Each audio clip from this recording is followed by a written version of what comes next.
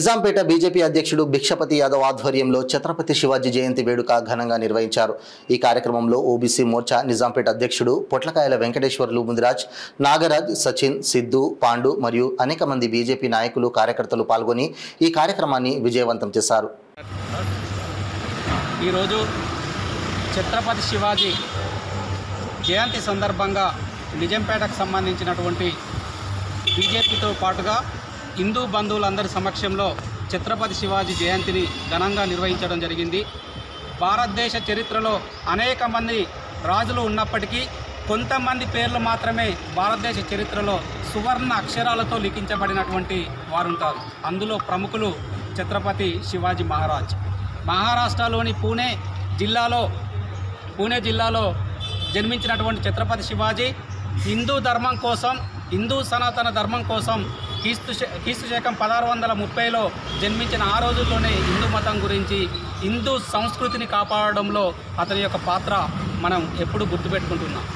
ఛత్రపతి శివాజీ గారు హిందూ మతంతో పాటుగా భారతదేశంలో ఉన్నటువంటి అన్ని మతాలను సమానత్వం పాటిస్తూ తన యొక్క మతాన్ని ప్రేమించి ఇతర మతస్థులను కూడా గౌరవించాలనేటువంటి దాన్ని తీసుకొని ముందుకు తీసుకొచ్చినటువంటి వ్యక్తి। అలాంటి వ్యక్తులను ఈరోజు గౌరవించుకోవడం, ఇప్పుడు ఉన్నటువంటి ప్రస్తుతం యువత వారిని అందరినీ గౌరవించుకుంటూ ముందుకు తీసుకెళ్లడం అనేది చాలా గొప్ప విషయం।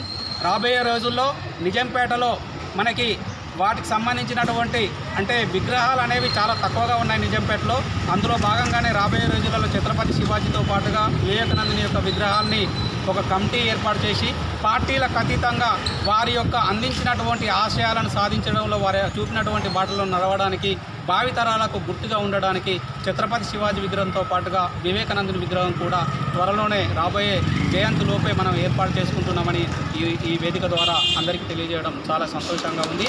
కాబట్టి అందరూ కూడా అతను చూపినటువంటి బాటల్లో మనం ఛత్రపతి శివాజీ యొక్క ఆశయాలను సాధించడంలో అందరం కూడా ప్రయత్నం చేద్దామని మనస్ఫూర్తిగా కోరుకుంటూ ఈ యొక్క కార్యక్రమంలో పాల్పంచుకున్నటువంటి అందరికీ కూడా పేరు పేరున ధన్యవాదాలు తెలియజేస్తున్నాను।